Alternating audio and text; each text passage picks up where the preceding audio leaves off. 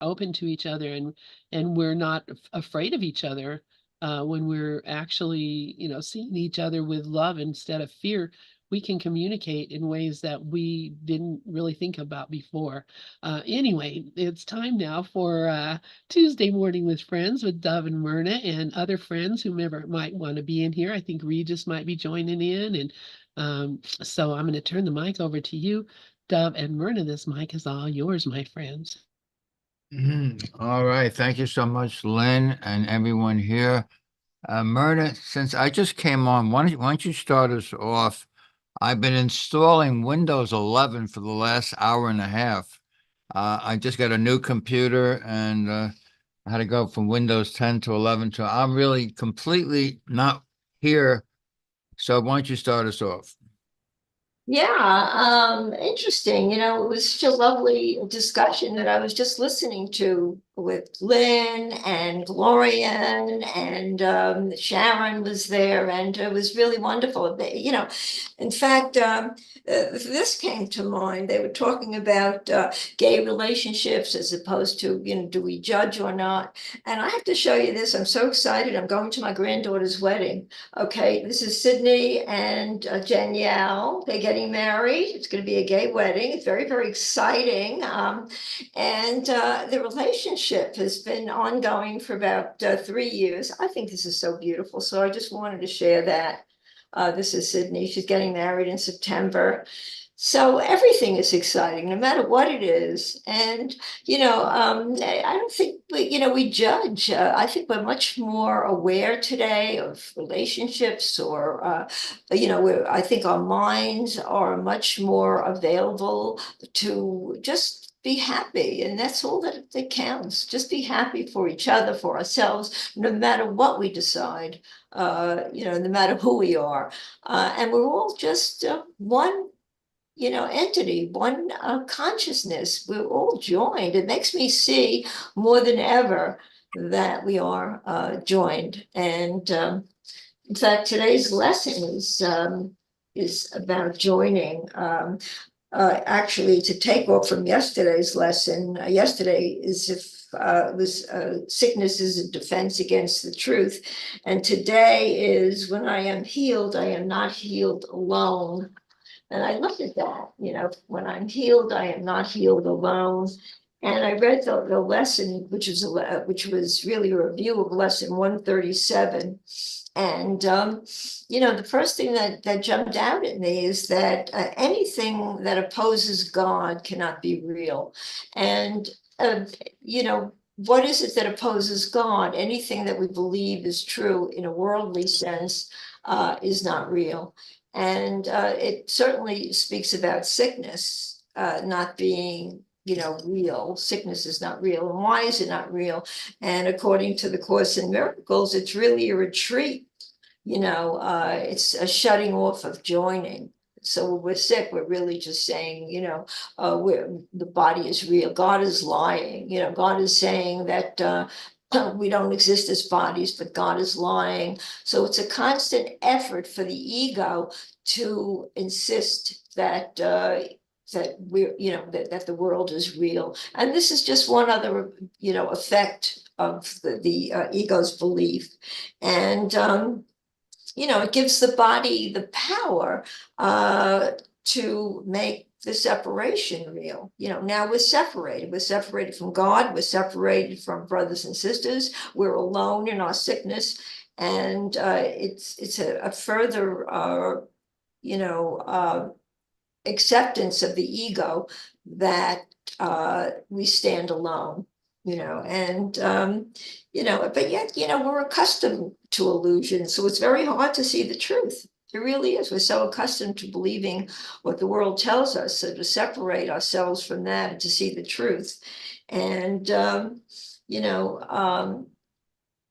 what is healing? Healing really is a dream as well, really. As the Course in Miracles says, healing really is a dream as well. It just cancels out the dream of sickness, but yet it's one step toward the belief that we are joined with our brothers and sisters rather than separate. So, and healing, once we heal too, removes the illusion of separation, healing. You know, now we become whole again. We see that you know, we're not living in the illusion when we're healed, and then it goes into forgiveness. You know, healing into we're forgiving. We're being forgiven. Forgiving ourselves for believing in the illusion. We're healing. We're healing the body. We're healing, you know, the mind. And the mind really controls what the body is feeling. So when the mind can see the truth, when the mind accepts the truth, then we recognize that we are completely in control of healing and giving us the power to heal ourselves. How do you feel about sickness, Doug? Okay, Gloria, I see your hand is up. Let me just kind of reply to what Myrna's been saying. I have a couple of thoughts, especially on your opening lines, like there was a wedding and everybody accepts, and you know, it seems like the world is going in the direction that the course is talking about. It says, you know, like my favorite paragraph in the course, uh, what could you not accept if you but knew that everything that happens, everything, you know, weddings, everything, all events, past, present, and to come, are gently planned by one whose only purpose is your good. And I was thinking that in yesteryears, like eons ago or 100 years ago, or when I was a kid, everything had a shock value. How could you do that? It went against the laws of this world. It went against the rules. And Jesus comes along and says, there are no laws in this world. They're meaningless. There are no rules. You're under no laws but the laws of God. And what is the laws of God? Well, today's lesson happens to be really talking about, I'll just mention it. Lesson 149. My mind holds only what I think with God. I mean, the ego has some crazy, insane, I mean, wild, shocking belief system. And we've been a prisoner of that wild, shocking belief system. And Jesus comes along and says, well, no. Your mind, as the Son of God, holds nothing but what you think with God. And then Ken Wapping's commentary is, once we return peacefully, calmly, and open our minds, we give our thoughts to Jesus, meaning we ask his help to look at them and let them go. Like, what difference does anything in this world make? It doesn't mean anything. You got to laugh. And with that, Gloria, I'll turn the mic on over to you. Oh, thank you. I'm just going to be real quick. To what you were saying and before when we were talking about Bill this morning, what we were saying is that he had to hide, or he felt he had to hide who he was, because it would affect maybe the course and whatever else he was doing. And that's really sad. I mean, that's really sad to, you know, the I'm glad now it's opening to a fact that people can express themselves, because just think of how that a person would feel if they had to actually hide who they were because they were afraid it was going to affect something else. So that's what we were talking about this morning regarding Bill. And congratulations on the wedding. Looks like it'll be a lovely time, Myrna. And the other thing that you said, that was, you know, your opening was just beautiful.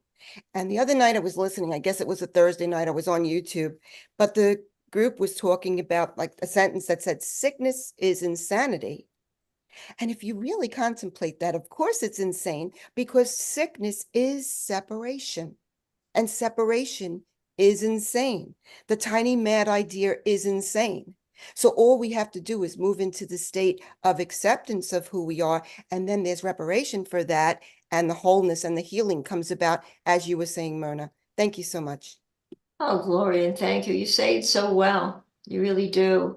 And you're right, you know, in the 1950s, 60s, 70s, you know, we were so, you know, we were so much in the dark, you know, that we were not allowed to reveal who we truly were, whether it be sexual, whether it be, you know, I remember even my early days in school, that we could never stand up for what was wrong. You know, teacher I had a particular teacher in the fourth grade, was so cruel, and she got away with so much, you know, just putting us down, making us feel worthless, telling us we was stupid. I mean, we had to live with that, parents, and nobody objected, you know. And I'll tell you one particular story that comes to mind. You're talking about those early days. There was a boy that used to come to school in the same shirt every day, and she tormented this kid. I'll never forget, his name was Robert Morgan. Okay, I remember his name so well. And the teacher tormented him, and he'd show up in the same shirt every day. And one day she told the children in the class to beat him up after school and to beat some sense into him, to wear a different shirt. And we were like a lynch mob almost, because I passed this courtyard and all the kids in class had him cornered in a courtyard, and I stood there looking as well. I kind of was one of the later, viewers of what was going on, and they were tormenting him. And a little old lady walked by, and I'll never forget, I'll call her Jesus Christ. And she said to the group, "Children, what are you doing?" And somebody said, "Well, he comes to school with the same shirt every day, and the teacher said we should beat him up." And she kind of talked sense into the group by saying, "Children, maybe he doesn't have the money to buy another shirt. Did you ever think of that? He looks clean. He looks well groomed. What are you doing?" That your teacher, and we just dispersed, just like the way Jesus protected, somebody that was being stoned, a woman that being stoned for being an adulteress. And he is without sin, cast the first stone. And it was almost, I relate to that very often, that back then, today, that would never go on, that would never happen. That would be something that would be nipped in the bud. Nobody would really get away with that. As she did. Yet everybody was fearful, and going through a whole year, a whole fourth grade with her was very damaging. And just as anything else, you couldn't reveal your sexuality no matter what it was in those days, because, that's what they called hiding in the closet. And so, we've come a long way. Men, sometimes I think that maybe we sort of changed the world with our thoughts in that respect. We too are so much more liberated by that, today, by recognizing that, it's all ridiculous. It's all, judgment is not to be tolerated anymore. And like Sharon said earlier, that every thought we have is judgment. We judge, and the Course in Miracles comes along and makes us aware of that. So not only are we now helped because we've moved on in our consciousness, but we also have the Course in Miracles to help us see the truth. And I think that's why we all latched onto the Course in Miracles. We all related to it, because when I think about it, when I picked up the Course in Miracles, and at first I was adverse to it because it seemed like a religious teaching, and I'm Jewish, and this was Jesus Christ. And my first thought was to put the book down and just not go further with it. But then when I started to, pick it up, realizing how it pulled me in. And now I was not only relating to the teachings of A Course in Miracles, but recognizing Jesus, as the author of something so phenomenal. And what was coming out was, I believed as I was going through the Course in Miracles, recognizing that I was judging, that I was unforgiving, and that I was, holding myself accountable for everything that was happening. That was not real. I'm making it real. So that was a big liberating force for me when I picked up the Course in Miracles in the 1990s. And I've become very much, more aware of the truth. So what do you say about that, Judge Dove? You are so funny, Myrna. Okay. Cool. Are Actually, you judging me? the only curse in this world is judgment, literally. In Right, lesson 198, it says, only my judgment hurts me. And yes, only my forgiveness sets me free. So we enter into this world as imperfect. I mean, trying to become perfect.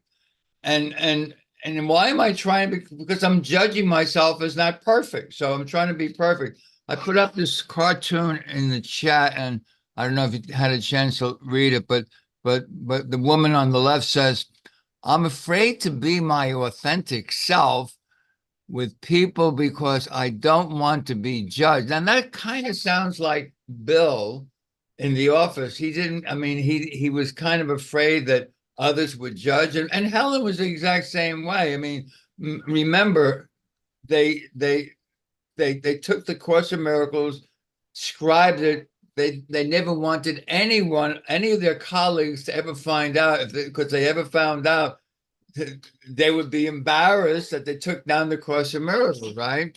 I mean, that's insanity, but that's what we all do. We want to look good, and the only one that wants to look good is the ego. So the other woman bends over and whispers, "Listen, hiding your authenticity means that you're actually the one that's judging yourself." And that's so true for all of us. There's not one person in this world who doesn't judge themselves, because the moment you're judging anyone, you're really judging yourself. And, like Dove says, no matter who I'm speaking about, I don't care who I'm speaking about. I don't care. I'm saying bad things, good things.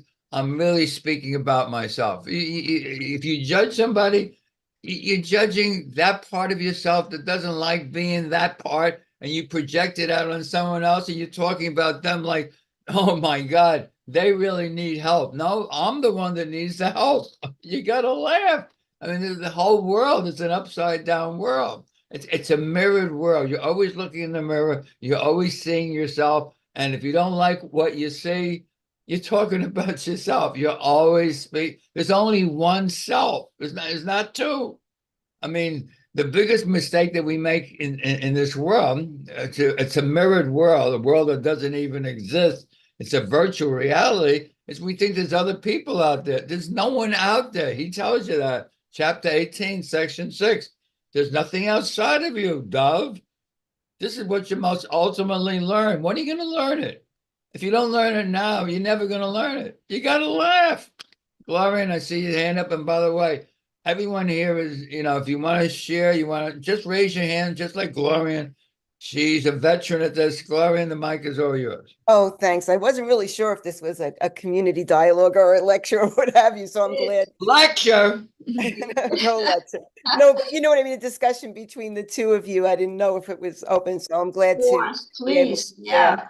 You're And I so love welcome. that. I love what you I missed you, Gloria, and I haven't seen you in a while. I I swear know. I've about missed you. you I was too. going to ask about you tonight if you weren't there. Yeah, I've been in and out, but yeah, no, Okay. tonight I will be there. And I think I'm going to ask Lynn if we can open with that song you and I were discussing. So anyhow, I love what you said, Dove. Absolutely perfect. And for me, it was a huge epiphany in allowing myself to accept the fact that I was judging the judging and take responsibility for that. And that's what we're here to do, to take responsibility for our projections. So if I'm in a position of, oh, wow, is someone going to judge me? I'm judging the judging. And I love that. And to what you said, Myrna, was tremendous as well. And I remember being, a girl in Catholic school, and a discussion came up on abortion or something. And there was a group of people, with terrible self-righteous judgment, projecting condemnation on someone in the room. And I was just like, how, is this a loving thing to do here? And here you are saying that, that someone has to do something based upon your own mad ideas. And ultimately, it's just insane. You'll be the first person to not take care of that child, or just, you know, give it away or whatever have you. So you can never judge someone's position. And I took this stand in the middle of a high school room and Catholic school. So afterwards, the nun says, "Gloria, can you wait?" So I was like, all right, now I'm going to get it, you know, whatever. And she actually said, "Thank you so very much for saying that, because I'm not allowed to say it." She said, "But I was at the point that if you didn't, I would have. So thank you so much." And, you know, we see that again. I had lived out in Pennsylvania for a while, and there's like some strict churches and stuff, and girls would get pregnant and they would demand that they don't have the abortion, but then they throw them out in the street. So like, if we just get to the place where what's the loving thing here? You know, that's what we're always attempting to extend. What's the loving thing to do? Thanks. Enough for me. Very good, Gloria. Yeah. Myrna, if you want to take it, fine. I just want to mention one thing. You use the word condemnation. By the way, that's the word that Jesus uses in lesson 198. He says, only your condemnation injures you. So when we judge, we're really condemning people. And when you judge and condemn, what you're doing is you're killing them off. You might say, what do you mean killing them off?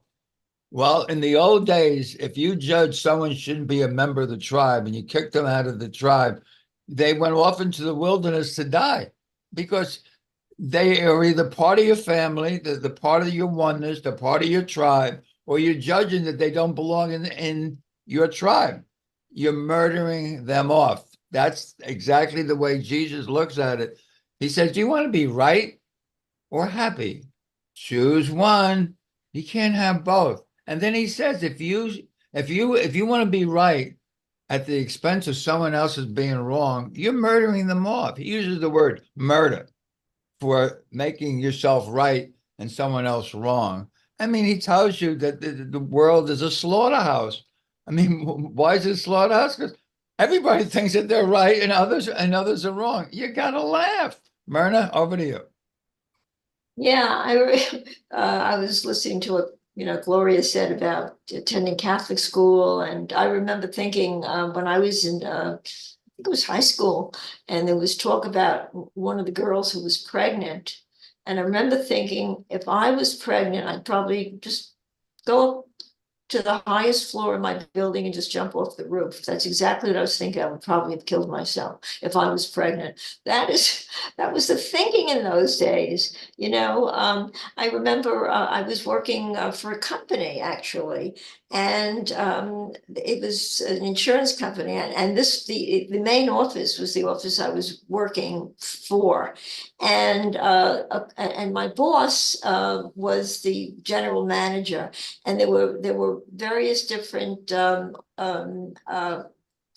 companies, I mean, the same company, but in different states, okay, different offices, and they would call into my boss, okay, and ask for advice or tell them what was going on. I remember overhearing a conversation when somebody called from another state, same company, and said, there's a girl who's obviously pregnant, and now there's a lot of talk in the office, and people are whispering, and she's starting to show. What should I do? And my boss said, unconditionally, fire her today. And I remember thinking, even then, this is like, the early 1960s. Well, what is she supposed to do? She has a job, maybe she's a single mother. I mean, I remember also, thinking back to what was going through my mind then, and recognizing that how wrong that was. But, would I speak out? No, you wouldn't have spoken out, because you would be judged. And there was nothing worse than being judged for doing something wrong, being judged for having the wrong thoughts, and it's just I think that whole thing was just a way of learning, teaching us right from wrong. And we went through a lot of pain learning the difference between what's right, what's wrong. And maybe there is no right. Well, there is right and wrong, and maybe that's a judgment as well on my part when I say, yes, there is right and wrong. There are things that just, to me, just seem wrong. and I try to do the best I can to stay within the concept of what is right. I'll give you another example. I was telling Susan Michelle, I wasn't even going to bring this up, but I'm in this Mahjong group, okay, and there was one woman in the group who was always kind of brash. She would yell, and she was really there. She was not easily she was not easy to like, really. I hate to say this, but that's who she was. And one of the women developed a dislike, an intense dislike for this one woman. But this one woman that I'm talking about, that was brash, and she was not easy to get along with, and she would yell, and she would speak just, her ways were just abrasive. But she really gave it an effort to change. She really did. She gave it a constant, you could see the change in her, that it was very, it was something that you could see happening, that there was a change occurring in her. And this one other woman in the group decided she wants to kick her out of the group. She wants to kick her out of the group. She wants to kick her out of the group. I'm the one who stood up for her, really, and said, I can't do that. I cannot kick her. I just cannot oust her that way. She's trying, she's giving it an effort. And the other women agreed. But the one who really is so desirous of getting rid of her is winning out. So I think she and I are both getting kicked out of the group. That's the way I feel, because now they're starting up on another day, and I wasn't informed of when they're starting up, nor was this woman that I was standing up for. But you know what? I just turned it over to the Holy Spirit. Of course, I took it personally. Of course, I'm hurt. But you want to know something? It didn't affect me. I lost no sleep over it, realizing that I would not have made another decision. I would not have changed my view, and I would not have changed my stand on this. I just felt that what is happening is wrong, and we'll see what comes of it. I'm glad that I was able to stand up, for the way, for how I feel, and I wanted to anyway. So I just wanted to bring that up. And maybe I am judging. I really am, but I felt that that there was a wrongdoing here. Aside from that, I'm not, touting myself and saying that I'm wonderful. I'm really, not even thinking of it in that respect. I just reacted in a way that I thought that I should, and that was it. And I wasn't going to stand down. And so anyway, I just decided to let you know what's going on. I'll let you know what happens. Watch on group. I turn it over to you, Doug. Okay, Gloria, go ahead. Just quickly, I love that, Myrna. And the thing is, when we recognize, right and wrong, good or bad, there's always God's love unfolding. It's always showing us what we think. And I think what you did is what I always practice is, what is the loving thing to do here? And once we open it up with that, like, okay, I don't know what anything is for. What is the loving thing to do here? Then we open that space for the Holy Spirit to come in and maybe reinterpret it to us in more of a right-minded way.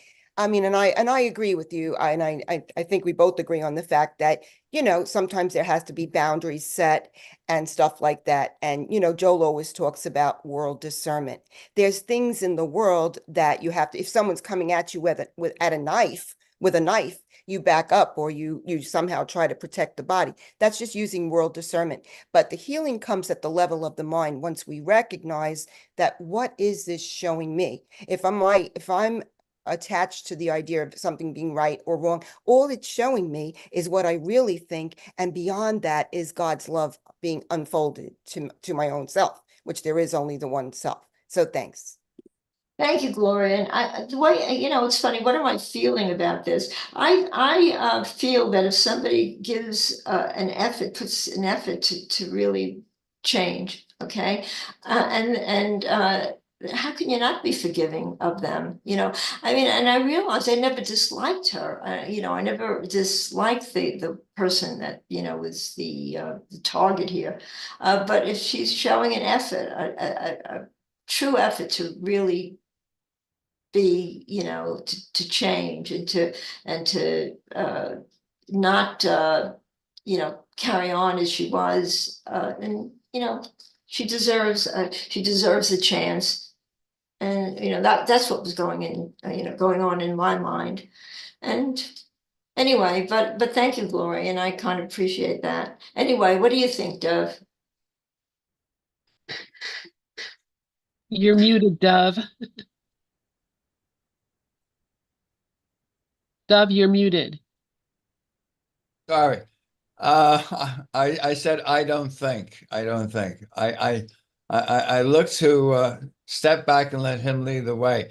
I put up earlier a book by Reverend Terry Cole Whitaker, which was around in the 70s, called What Other People Think Is None of My Business. I remember buying that book for Miss Shea Murphy about 20 years ago, because she was very into what other people, you know, afraid what other people would say about her and angry. I said, it doesn't matter what other people think. Now, Terry Cole Whitaker was Marianne Williamson's and Jacob Glass's mentor. Jacob Glass and Marianne Williamson both kind of started out at the church in Southern California that Reverend Terry Cole Whitaker headed up.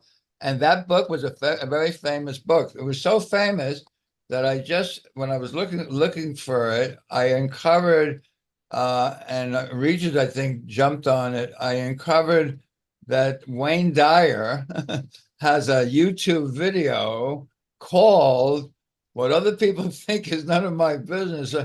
Let me see if I can tell you the whole thing. Well, this is on the cover of the video, and I put the link to the video in the chat so you can go check it out.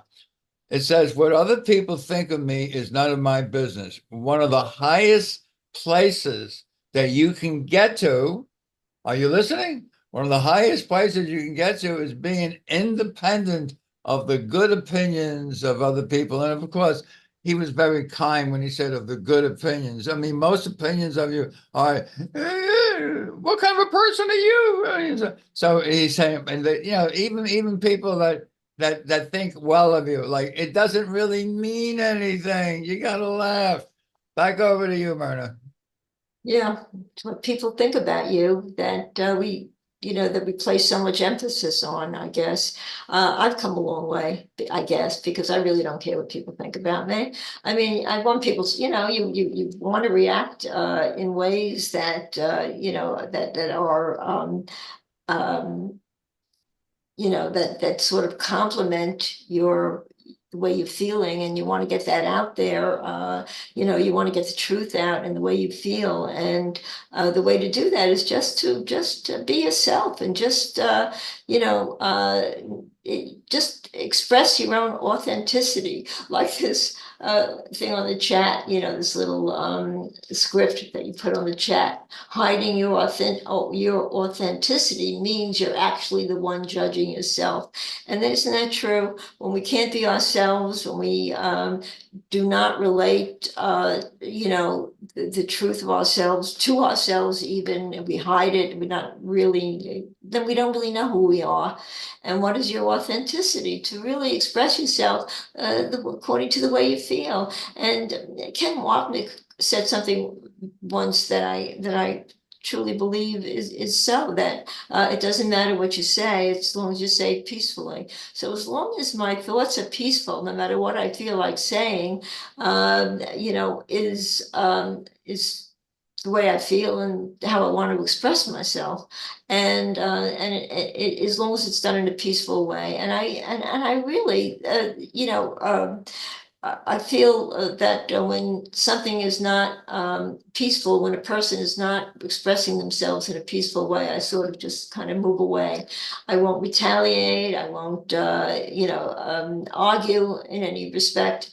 And there's so much today going on with what's going on with politics. You hear so much of it. And to stay out of that is it takes a lot of courage, really, to express your feelings one way or another, to show that the authenticity of what is our authenticity? What is the truth? What is real? What is real is what we feel is right, what we understand according to the teachings of the thought system, the great thought system. Jesus in the Course in Miracles, expresses the truth. And if we can, realize that there's no strain in the truth, there's no fear in the truth, there's no guilt in the truth, as long as we're not feeling any of those emotions, and we're kind of moving along our lives, realizing that those are emotions of the ego, and there's only one truth, there's one reality, and that's peace, and that's joy, comfort, and that comes from a certain place within ourselves that is what we want to be, what we strive to be, what I strive to be. I forget sometimes, and something will happen, and I sort of move out of my comfort zone for the moment. But if we can realize what's going on, and that we can bring ourselves back into that mode of peace immediately, and it can be done. It really, if it's practiced enough, then the realization that we've left our comfort zone because we're judging ourselves, judging someone else, feeling losing our peace. The reality is that we have the ability to bring ourselves back to the truth, back to peace.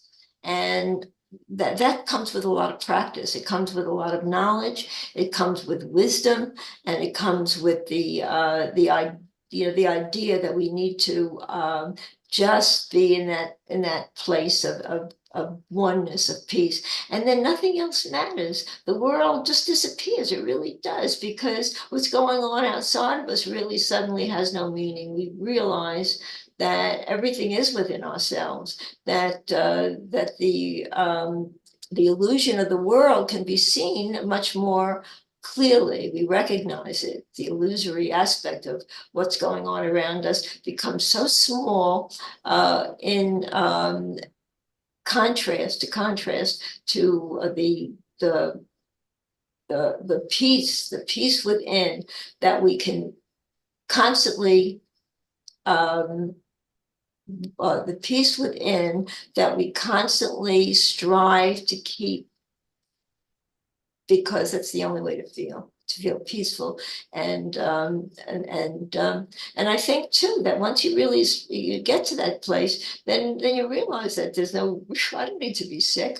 A sickness is a defense against the truth. Sickness is a way to prove that everything is real, as today's lesson tells us. So anyway, I give Okay, thank it you. over to your thoughts. Lauren, I see your hand is up. I just want to comment. Yeah, that is so smart, Myrna, to see that only peace has any real meaning to you. And if someone is not speaking in a peaceful way, there is no reason to react at all. It's only the ego reacts to something that's not peaceful because it sees it wants to be right and make the other person wrong. So when you have no need for right and wrong, you just want to be happy. You just I need do nothing, literally. And that's my willingness to remember that truth is really oneness. It's really sameness. And the ego, it's impossible for the ego to see sameness because it only sees differences. It was made to see differences. So it's impossible that it sees truth at all. It always sees resistance to truth and wants to argue. And a few people here use that.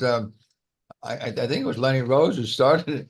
The thing from I can't think of his name, who Richard Bach, who says we always argue for our own limitations. We always argue so whenever we argue, we are limiting ourselves to being zero. Gloria Your hand is up. This is just such beautiful sharing here this morning and just so to the point. And exactly, Dove, the ego can't do it. It has to be a choice to surrender it and allow something else to reinterpret it for us. And like you're saying, the loving thing to do is sometimes not to react at all. Or, a lot of times just making that choice that you're not willing to participate in the insanity and just let it be. Recognizing only an ego can feel hurt, only an ego can feel any of these things. And when Myrna was speaking, it was coming to me that, you know, in the infinite way is really the practice of living in the presence. That's the idea. To allow yourself mindfully be aware of choosing to live in the presence, and in the presence of his love, nothing can have any effect on us at all. Thank you. Thank you. Very nice. Yeah. Is anyone else out there that wants to share anything? Lynn, Mikhail, Sharon? Yeah, I wanted to say something, every time I put my hand up, somebody called me on the phone, so I had to put my hand back down. That's good. All right, I got it. But, one thing, Wayne will not be here today. His dog is not doing well. They found out that their little dog, I think, has bone cancer, so, he's at the emergency vet with his dog right now, so I'm praying for him to have ease and peace and joy and all those things. So anyway, what I was gonna say though is Myrna, back to your story about the Mahjong group, and I love so much that you saw the value of this person and stood up for her, even if you hadn't said anything. The fact that you saw it as being that there was a value to her, and that what she contributed may not have been pleasant sometimes, but was worthy of joining. And here I'll put my camera on, so there, hi. So I saw that as being so graceful of you, to see that and to know that, and I wanted to tell you that the minute I heard that, it affected me in a way that is, I just love you. And I always do anyway, but I just love you. And I realize, that's what a miracle worker does. A miracle worker, may actually say something, but just the high idea that you knew that there was something more. And I was going to say, maybe you guys start your own mahjong group. Or get together and play cribbage, or something. There's always room for joining other places. And so I just wanted to say that I think you're precious. And I sound like Sharon now, but but I do. I love you.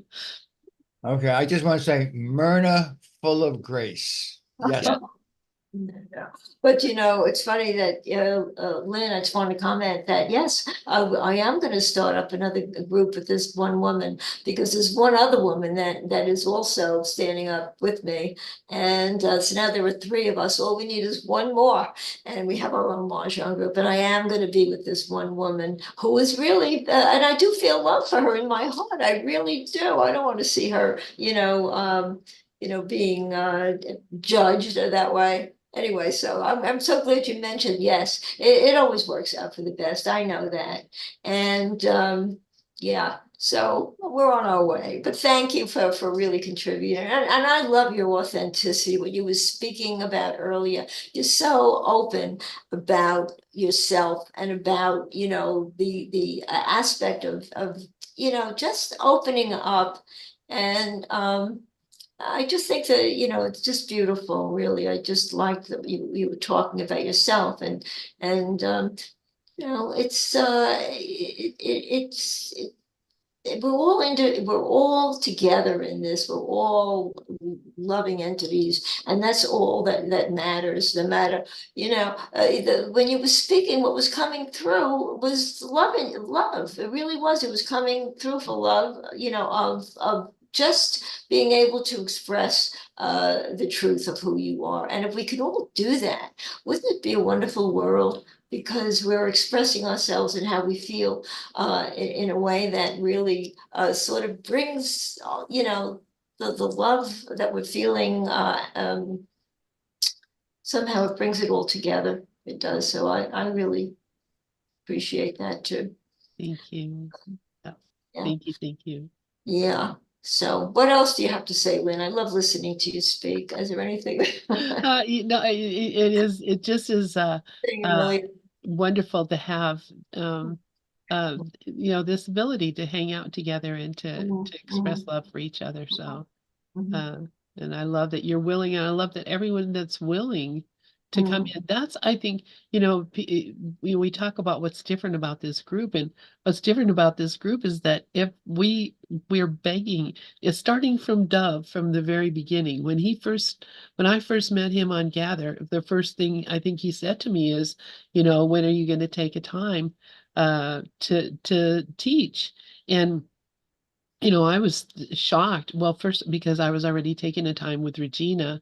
We were reading the original edition of A Course in Miracles, but then, he asked me, take another time, that you can just teach. I thought, wow, he's got a lot of confidence in me. Little did I know that, he just asked everybody. So he's your original loose man of the course. He's asking everybody. And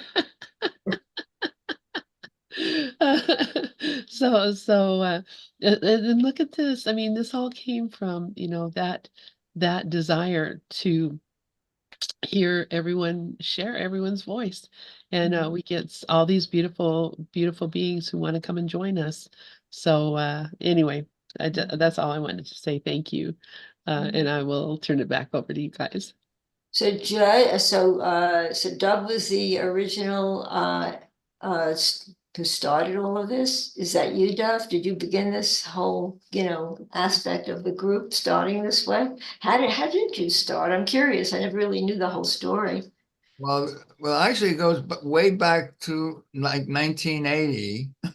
You're talking about like 44 years ago. I was invited to start a group of Course in Miracles in New York City, in Greenwich Village. And I think I told the story a couple of times, but I'll tell it one more time, or a few more times. But basically, I was only halfway through the lesson book. I never picked up the textbook because every time I picked it up, I went to sleep on the first page. And someone said, why don't we start a miracles group in my house? And David, why don't you lead it? And my mind said, you can't do that. You don't even know what the course says. You're only halfway through the lesson book. You never opened up the textbook. But out of my mouth came, okay, I'll do it. And you can be sure that was the Holy Spirit speaking through me. I had learned to recognize that the voice in my head was not my friend. I learned that earlier than the course. I learned it at S, which is why I say if I didn't do S, I probably would never have picked up the course. But a couple of years into this group, there was about 20 people, 25 people who show up every Monday on a weekly basis for this group. Of course, there was no Zoom in those days. Everything, you came to Greenwich Village. Suzanne and I lived out in Long Island. We traveled in. So people thought that I knew something that they didn't know. And they kept asking all kinds of questions like, why does Jesus say this? And, why this and why that? And I knew that I didn't know anything more than them. I knew that. So it came to me, why don't you ask everybody to take their place as a teacher, as a moderator? And if you take your turn as a moderator, you're going to start developing trust. And I realized 2 or 3 years later, the people that used to ask all the questions, now that they were teachers of other teachers. So many years later, when the internet, this is 20 years before the internet, of course. So the internet opened up around 98, 99, and I got interested in starting a group again. And I said, if you want to be in the group, the original group was called Teachers of God, and we started it in 98, 99 on AOL, and went there for about 3 or 4 years. And then in 2003, two people came as guest teachers, and that kind of changed everything. The first was Gary Renard. He came as a guest teacher, and he had a huge following. And Lynn knows about it because she was one of his guardians on Yahoo in those days. She was an admin on his Yahoo group, and he had a huge following. And everyone said, "Well, how come you're on AOL? I mean, that's just, nobody can get into AOL unless you're a member. Why don't you come out to the internet?" And just 2 weeks later, we had David Hoffmeister come to teach.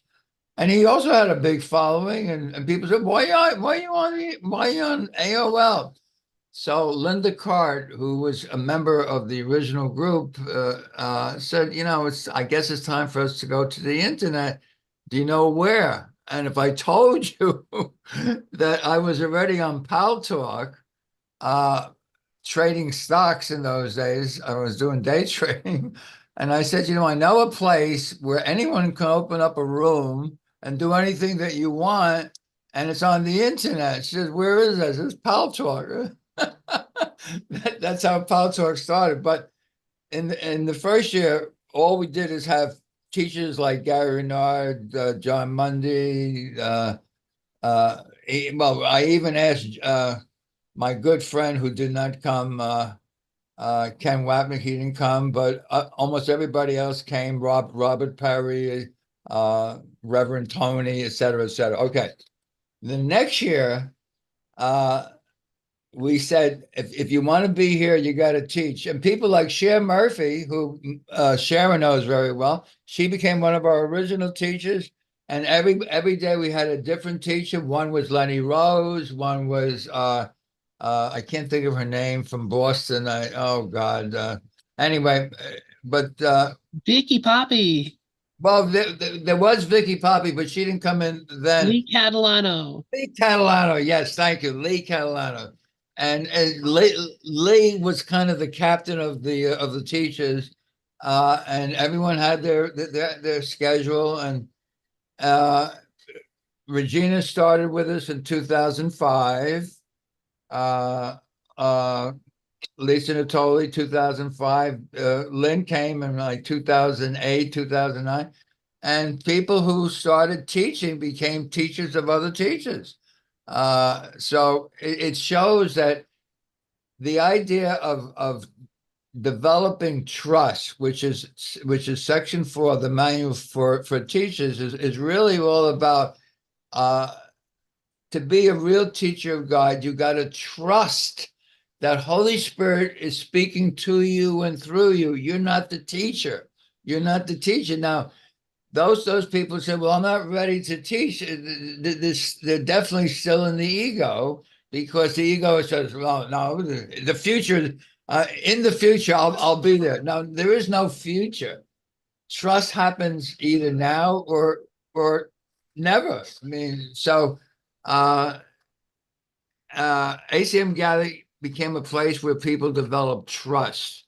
And I think that the community now, which I see is a very equal community where everyone respects each other wholly and fully and completely, because we're all equals. No one's better than another. No one, And I will mention it because I think about it a lot. There are other communities where you think, well, that person's an excellent teacher. They're such a good teacher. But notice they are the only teacher in that community. No one else is allowed to teach, only that person. But, ultimately, we're all the same. We're all the equal, whole, complete, perfect ministers, teachers of God. And the only way you can do that is to recognize that you're a teacher now. But the only way you can be a teacher now is to take your place among the teachers. That's it. Yeah, I think I'm so proud of you because you were really the vehicle that started all of this. The Holy Spirit worked through you and needed you to help, create something like this. And, that you were really the front runner, here. When you think about it and look how all of this has grown and it still maintains, I mean, it's still going strong. So I think that you were really serving your purpose in that respect because you're right. We're all individual, thinking that we're individual teachers, but we're all basically one teaching. We're on the same wavelength, all of us, and so that makes us one extraordinary teacher. I guess everybody's input is really so valuable. But you started this. I think that's really, I and like then. I like to jump in for just 1 second. And Lynn, who mentioned my name 15 minutes ago, I'm gonna mention her name now. You see, Linda Card and I started Gather in 2004. And Linda finally, after about 4 or 5 years, says, I'll let you do it. And I hung on for another 5 years. So in 2013, I had said, it was also the year that I had cancer. So I said, Regina, you want to take it? So she started a whole new thing, which really wasn't focused on A Course in Miracles. And Lynn restarted ACIM Gather in 2016. That was 8 years ago. So yeah, so Lynn is really the spirit that continued ACIM Gather. Yeah, I was there at the beginning, and Lynn continues it now. Wow, that's Thank great. you. That's great. So one of these days, I'd like to hear more about the cancer that you had and how you healed. I mean, obviously, you healed from it. I mean, and that was phenomenal. That's something that really you should speak of because whatever happened within you resulted in your healing, which can be very, a nice thing to talk about. That's a remarkable story, and thank you, Myrna, for asking that. We do have time because Wayne's not going to be here if Dove wanted to indulge us with that story, because if you are having any sort of a physical health issue at this time or know people who are, this story I'm roping him into telling it. This story is amazing. And so, Dove, would you mind? Well, I'll say a few words, and this is not a lot to say. The advice, I've given advice to other people since those days back then. And my advice is what it is that I did in those days, because remember, I'm talking about developing trust. Trust is really the bedrock of the teachers of God. Now, so you're diagnosed and the doctor gives you the news, you're in stage 4, whatever. And your mind goes, my mind went, okay. Okay. All right. I said, what is the remedy? He says, well, you can do chemo or you can do radiation. I says, well, suppose I just do chemo. He says, you have a 50-50 chance. I said, suppose I do both. He says, you have a 90% chance. So it's okay, I'll do both. But I went in accepting. And the word accepting is really a very powerful word because I was speaking to the head of oncology at Mount Sinai, where I was treated in New York, and he saw me reading my book at the time. It's called Into Oneness, and he said, "What kind of book is that?" And I started telling him. He said, "Oh, that sounds like mindfulness." And I said, yeah, it's really about acceptance. He said, yeah, and I said, that's how I feel about my treatments here. He said, that's a very important thing.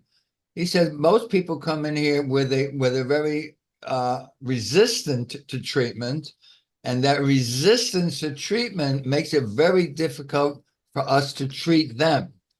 because what they're doing is they're contracting out of their own fears, of their own things. But when you're accepting, you're much more open. So what I like to say is my openness, I feel, allowed me to only get 2 major doses of chemo. It took each one was like a month, and I went through 2 months, and then the doctor actually said to me in month 2, he says, you don't have to continue anymore. You're cured. He used the word cured. But silly me, I went on to do the radiation anyway. Although and I wanted to point out that I was sitting here exactly where I am right now, and it was January 14th, and somebody was reading lesson number 14 of the Course in Miracles, and I was doing some work over here, but I heard. I heard the person say, God did not create cancer. And I said, what? It's in the Course in Miracles? God did not create cancer? I said, yeah, read it. It's in paragraph 5.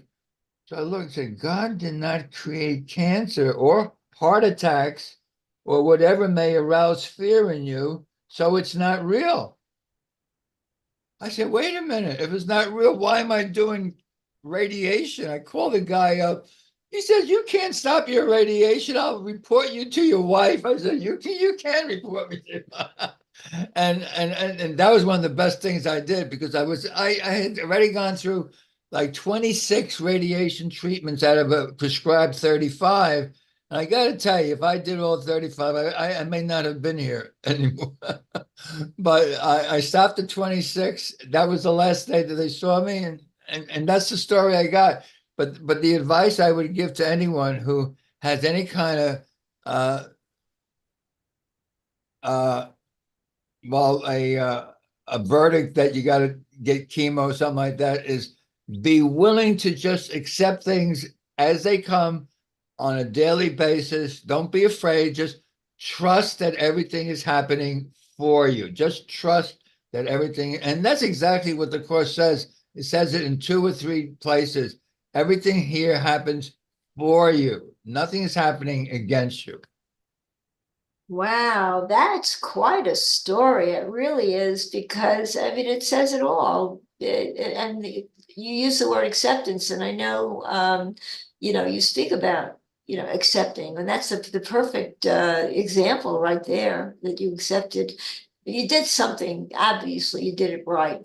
And the fact that you had the courage to say, I've had enough of this, and that you knew, I think, on some deep level, that you just didn't need it anymore, that you were able to take over the strength within you to just allow yourself to heal. And that's what you really did. You just said, enough of this.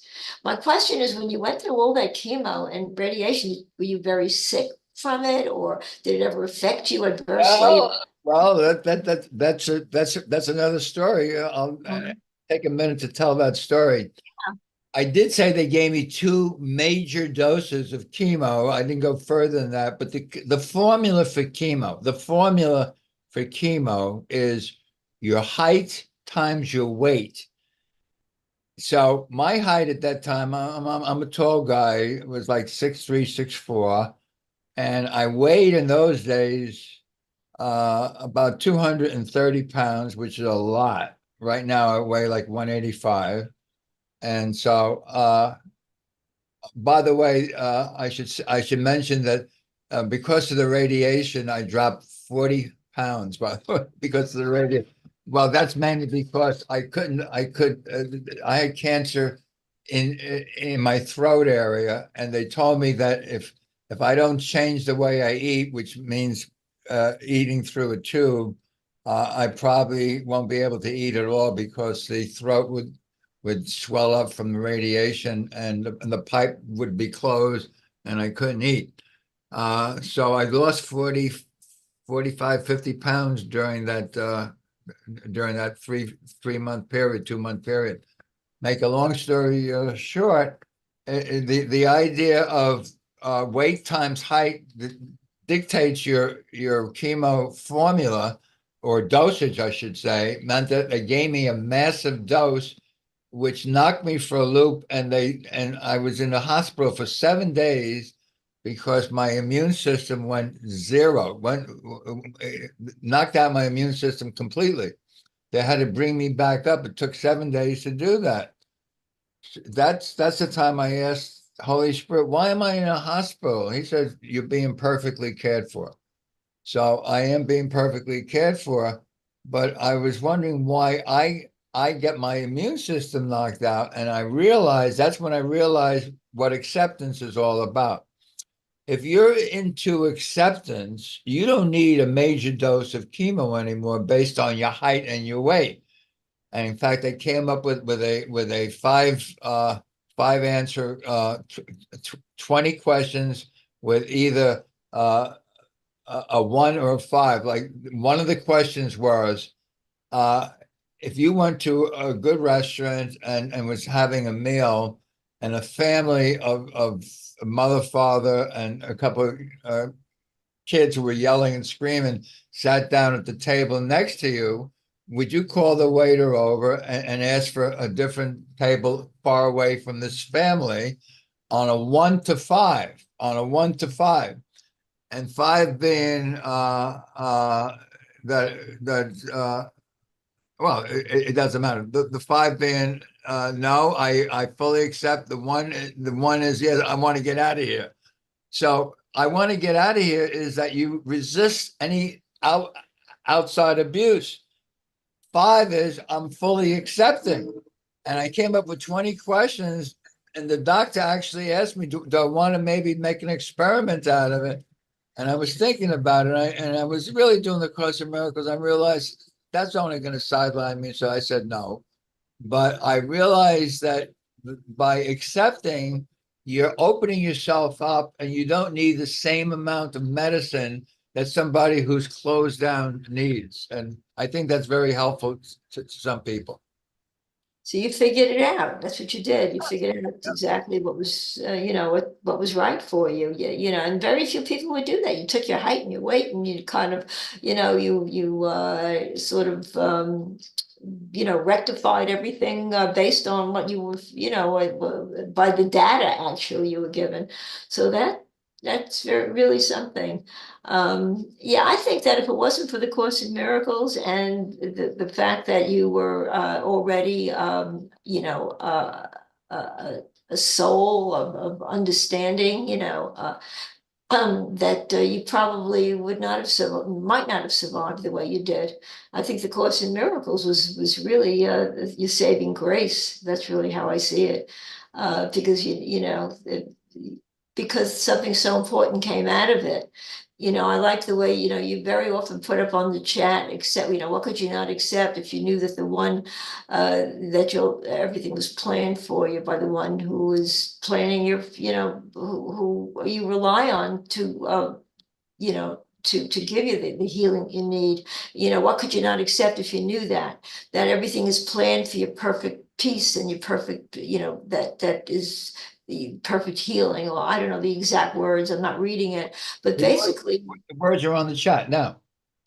What could you not accept? Yes, because you put that, yes. What could you not accept if you knew that everything that happens, all events, past, present, and to come, are gently planned by one whose only purpose is your good? Yes. Okay, so now you took my babbling and you kind of clarified it. And that's exactly right. What could you not accept? And I know now why you put that up and that you live by that. Because that's all you need to know. It's all you need to have know in order to really recognize that that's really all it takes to bring healing into the mind, because this gives you a sense of peace right then and there. If you really truly believe that the one whose only purpose is your good and the one who's planning this for you, then then it says it all, really. And if you absolutely accepted that and knew that and felt the love of God and felt the love of the trust that you were able to gain, because what you went through really took a lot of trust. It took a lot of, recognizing that you certainly weren't going to be in fear. If you were, it would have exacerbated your condition. So you're the living example of truth.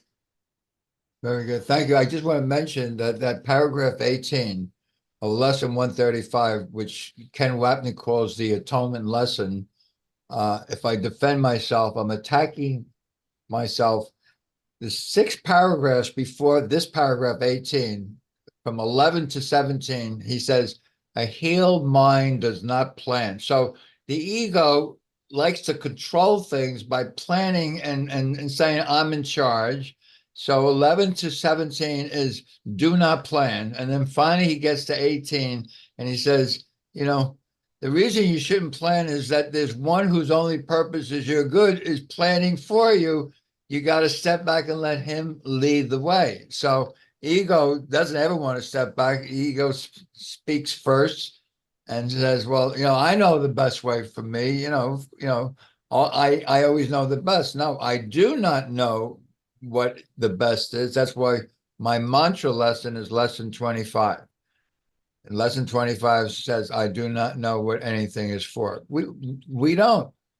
I didn't know what the cancer was for, but if you step back and allow spirit to speak to you and through you, everything happens for you. Everything is happening for you. Lindy, I see your hand is up.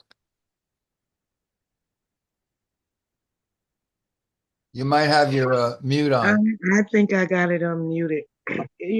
As I'm listening to how you explain God does not give you cancer, I thought about anger. It's like cancer in the body or in the in one's soul, spirit, or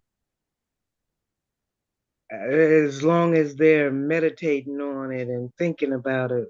Because for a long time, I was angry with my sister. A long time, and it was turning into hatred for her and the way she was doing things and acting. And when I came to listen to the Course of Miracles, as I'm listening to the principles and the concept, I realized that that's a spiritual cancer that I'm creating in my temple. I like to call the body a temple now that I'm getting more understanding about there is no body. But I love the concept that these are temples not made with human hands. And as I meditate on that thought day in and day out, I said, I got to get rid of this cancer in the temple. It's causing hatred to root up in the temple. And I just wanted to share that, Dove, because it makes so much sense when you said that, that God don't create cancer. And it's true, because you got so many of these religions out here that say God did this, God did that, God, this is God, and that ain't God. It's a backwards way of thinking. And when you concentrate, or maybe not so much concentrate, but when you meditate on the thoughts that we were never separated from the creator of all, it's a peace that passes all understanding. And that's all I really wanted to say. Thank you so much for allowing me to speak. Yeah, everything you said, Lindy, is true. That our anger is like poison in the system. I mean, you wouldn't drink poison, but being angry is worse than drinking the when you drink the poison, you're putting it in your body. When you're angry, you're poisoning your mind. I mean, literally, and that's what forgiveness is all about. Forgiveness looks and realizes I'm doing this to myself. I mean, once you realize you're doing this to yourself, why would you continue? You got to laugh. Hi, Audrey. I see Audrey smile. Well, you can jump in at any time. I think our time is really over, and it's your time.